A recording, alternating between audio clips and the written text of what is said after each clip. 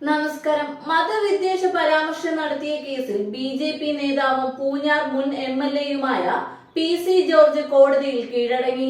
ഈരാറ്റുപേട്ട കോടതിയിൽ ബി.ജെ.പി. പ്രവർത്തകർക്കൊപ്പം എത്തിയാണ് ജോർജ് കീഴടങ്ങിയത്. ജോർജിനെ അറസ്റ്റ് ചെയ്യാൻ പോലീസ് ഇന്ന് വീട്ടിലെത്തിയിരുന്നു. ഇതിനിടയിൽ നാടകീയമായിട്ടായിരുന്നു ജോർജ് കോടതിയിൽ കീഴടങ്ങിയത്. നേരത്തെ പി.സി. ജോർജിന്റെ ജാമ്യാപേക്ഷ കോടതി തള്ളിയിരുന്നു. തുടർന്ന് ജോർജ് ഒളിവിൽ പോയി. ശനിയാഴ്ച മുതൽ പലതവണ ജോർജിനെ അറസ്റ്റ് ചെയ്യാൻ പോലീസ് വീട്ടിലെത്തിയെങ്കിലും ഇദ്ദേഹം വീട്ടിലുണ്ടായിരുന്നില്ല. ഇതിനിടയിൽ ഹാജരാകാൻ 2 ദിവസത്തെ സാവകാശം ജോർജ് തേടി. ആരോഗ്യ പ്രശ്നങ്ങൾ ചൂണ്ടിക്കാട്ടിയാണ് സാവകാശം തേടിയത്. എന്നാൽ ഇത് സംബന്ധിച്ച കത്തിന് പോലീസ് മറുപടി നൽകിയിരുന്നില്ല. ഇന്ന് രാവിലെയും ഒരു സംഘം പോലീസ് ജോർജിന്റെ വീട്ടിലെത്തിയിരുന്നു. ഇതോടെ ബി.ജെ.പി. പ്രവർത്തകർ വലിയ പ്രതിഷേധമാണ് തീർത്തത്. ഇതിനിടയിലാണ് നേതാക്കൾക്കൊപ്പം മജിസ്ട്രേറ്റിന് മുമ്പിൽ പി.സി. ജോർജ് നേരിട്ട് ഹാജരായത്. ജനുവരി 5-ന് നടന്ന ചാനൽ ചർച്ചയ്ക്കൊടുവിലായിരുന്നു പി.സി. ജോർജ് മതവിദ്വേഷ പരാമർശം നടത്തിയത്.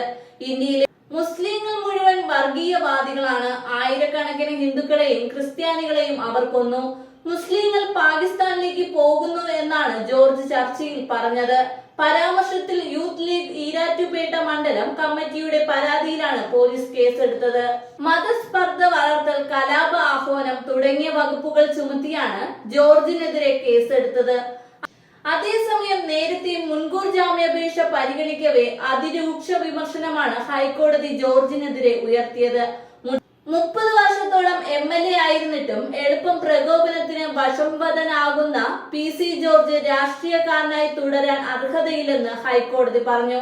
മതവിദ്വേഷ പരാമർശം ആവർത്തിക്കരുതെന്ന കർശന ഉപാധിയോടെയാണ് സമാന സ്വഭാവമുള്ള മുൻ കേസുകളിൽ ജാമ്യം അനുവദിച്ചത്. എന്നാൽ ഇതെല്ലാം ലംഘിച്ചുകൊണ്ടാണ് വീണ്ടും വിദ്വേഷ പരാമർശം ജോർജ് നടത്തിയതെന്നും ഹൈക്കോടതി നിരീക്ഷിച്ചു.